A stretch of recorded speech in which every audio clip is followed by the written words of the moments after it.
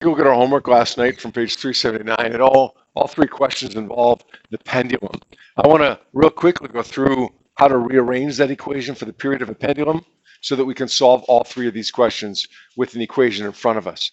We know that the equation, the general equation as it appears on our data sheet, is 2 pi square root L over G, L being the length of the pendulum, G being the field strength on the surface of wherever it is that you're trying to find the period of the pendulum. That equation appears on our data sheet. Now, we have to be able to rearrange this to solve for L and for G. So let's do that now. How are we going to get rid of, how are we going to solve for let's say, L here? That's the easier of the two. What do I got to get rid of first here? 2 pi. So we're going to say T over 2 pi equals the square root L over G. Good. Now what's next? Let's square both sides. So it becomes T over 2 pi squared equals L over G. Good. Now I want to get L by itself. I got to get rid of what? You got to multiply it by G, get rid of the G. Becomes G times T over 2 pi.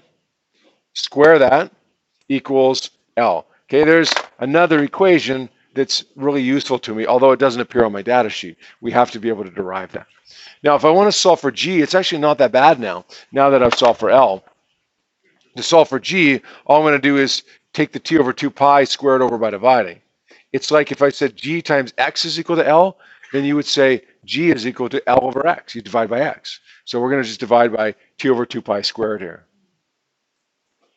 Now, it is possible to simplify this equation as well, but sometimes the process of simplifying it ends up being more complicated than the simplified equation itself. So we're just going to leave it like this. Now, a lot of people do seem to have trouble with subbing numbers into these equations as well, especially this one, the last one, L over T over 2 pi squared. So we're going to go through all three questions and demonstrate how you'd sub in the numbers for all three of these to help you with that a little bit. All right, time for number one. What's the field strength on Mercury if a 0.5 meter swing pendulum swings at the period of 2.3 seconds? We want to find period here, so we're going to say T is equal to 2 pi square root L over G. And we're going to say that's 2 pi square root L is 0.5, G is, wait a second.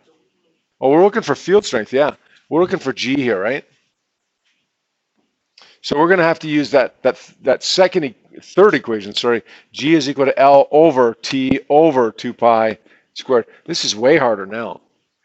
L is 0.500. T is 2.30 divided by 2 pi squared. Now this looks ugly, but if you just are patient, it's not that bad. Okay, what I want you to do when you sub this into your calculator, I want you to calculate numbers on bottom first. Numbers on bottom first. So the first thing I'm going to do here is say 2 times pi.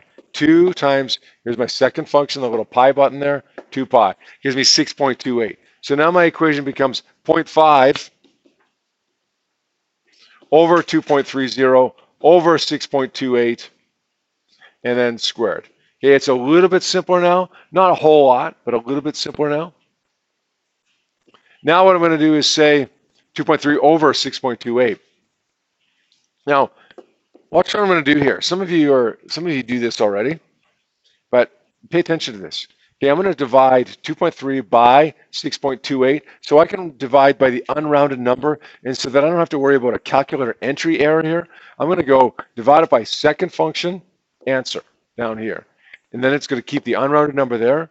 2 divided by 6.283185307 gives me 0.36605. So it becomes 0.500 over, what was that number again? 0.36606 squared. Now it's definitely looking easier here. Cameron? Yeah, you could, yeah.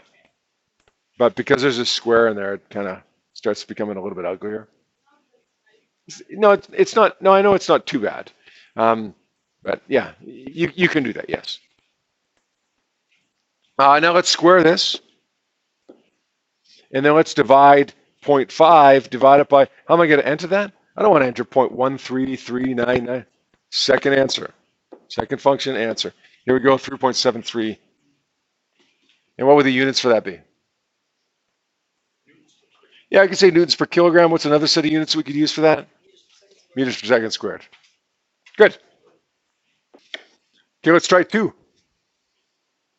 2 says the pendulum swings in a period of 5 seconds on the moon, where the gravitational field strength is 1.62. What's the pendulum's length? Well, here now we're going to use the second equation then. It's a little bit easier to do in a calculator.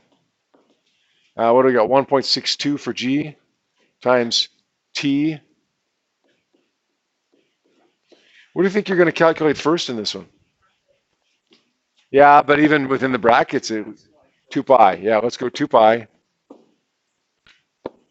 Now let's say 5 over that, 5 over second ants. Square it, and then times it by 1.62. Notice not once did I round as I was doing this, right? I carried all my answers, or all my numbers through to the final answer. And that's easy to do if you just punch into a calculator like that and use second ants. 1.03 meters. And finally, question number 3 says, what period would a 30 centimeter long pendulum have on Mars where the field strength is this? Why am I picking up my red pen right now? Yeah, I got centimeters. Yeah, I don't want centimeters. I want meters. Of course, you have to divide by 100 to get that. We're going to say, we're looking for period here. So this is probably the easiest mathematically, actually. 2 pi square root L over G. L is 0.300. G is 3.71. What do you want to calculate first here? Yeah, 0.3 divided by 3.71. Square root it. Second ants. And then we're going to times that by 2 times pi. 1.79 seconds. Good.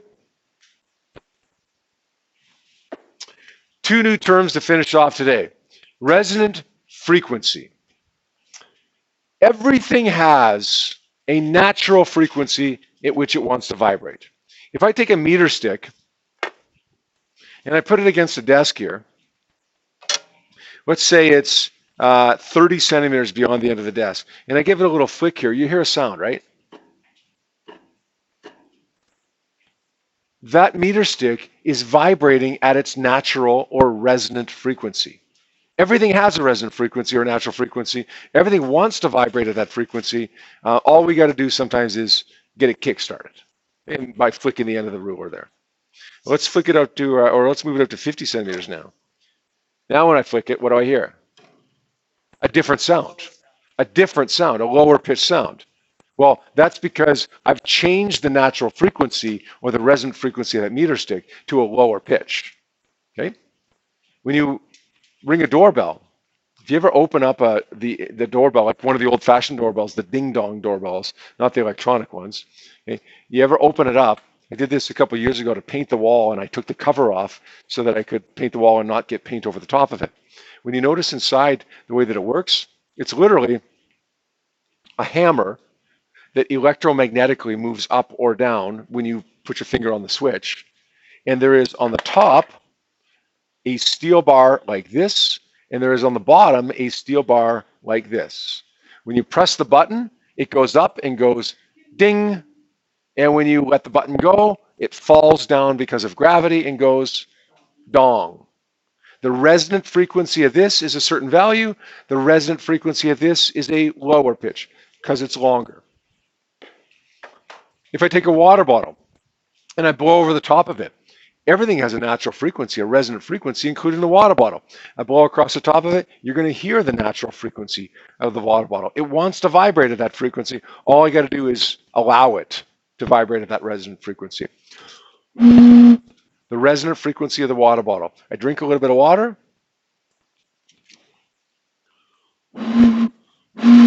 Change the pitch ever so slightly because now the air column inside is longer.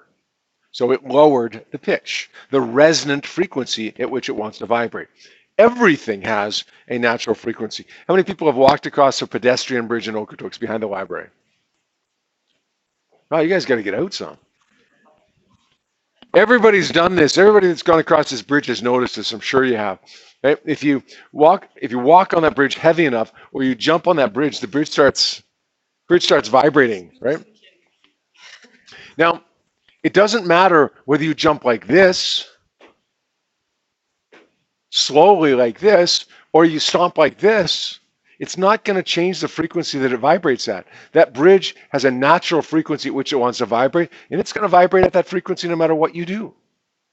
Okay, everything has a natural frequency at which it wants to vibrate, and that's called the resonant frequency. Let me write that down, and then I'll tell you what resonance is. Okay, this is the natural frequency. Natural. There we go. I don't know why I was having so much trouble spelling that one. The natural frequency at which something, and remember, everything has one of these natural frequencies.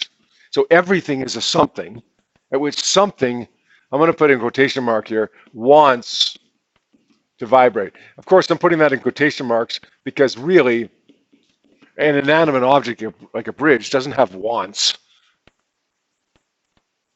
You have wants. The bridge doesn't have wants, but we're going to say that. The natural frequency at which something wants to vibrate, and again, everything has a natural frequency. Everything wants to vibrate. It just has to be given the opportunity. Yep. All right, the last term here, resonance. This is a phenomenon whereby you apply a force at the resonant frequency. So in other words, when a force matches the resonant frequency of an object,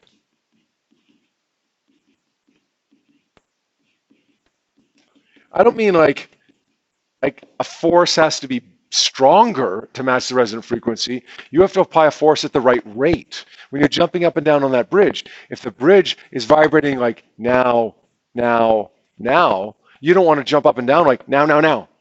You want to jump it up and down, matching that resonant frequency. Now, now, now. When you do that, when a force matches the resonant frequency of an object, the disturbance grows. That's resonance. When you jump up and down at just the right rate, the bridge starts vibrating more and more and more. Yeah, you just jump up and down at a random rate, yeah, you get some vibration in the bridge. It vibrates at its resonant frequency, its natural frequency. But if you want that disturbance to grow, then you have to match its natural frequency. Now, there is a point when you can, for some things, cause structural failure. The opera singer who matches the resonant frequency of the glass causes the glass to vibrate so much that the glass breaks. Okay? Make sense? When you push your little brother or sister on the swing set, we know the swing set has a resonant frequency. Yeah, everything has a resonant frequency. This one's really easy to find, actually. The period of the swing set is 2 pi square root L over G. The frequency is 1 over that. That's the resonant frequency of the swing set. Okay, now when you go up behind your brother or sister on the swing set, you don't push them at a random rate. What happens? If you do, look what happens. It keeps vibrating, right? But watch what happens if you match the natural frequency of the swing. So as the swing is going back and forth like this, you go now, now. This is when you push the swing set, right? What happens to the swing set? The disturbance grows. So the person goes higher and higher. They don't just vibrate, they vibrate higher and higher. And then at some point, it fails. Like it doesn't literally structurally fail, but it goes high enough that you kind of fall, right? That's the fun part. Yeah. It is. You do the little popcorn thing on the trampoline, and that's when you're not matching the resonant frequency, right? Okay, when you're not matching the resonant frequency, and basically when there's a higher amplitude and you're kind of landing on that and bouncing. Yeah. Does that make sense?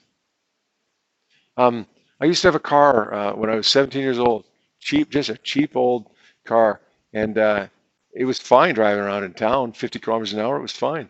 But when I get to the highway at about 93 kilometers per hour, something in the dash started vibrating, started shaking, and then it would shake like almost uncontrollably. But then when I got up to about 100 or so, it was fine.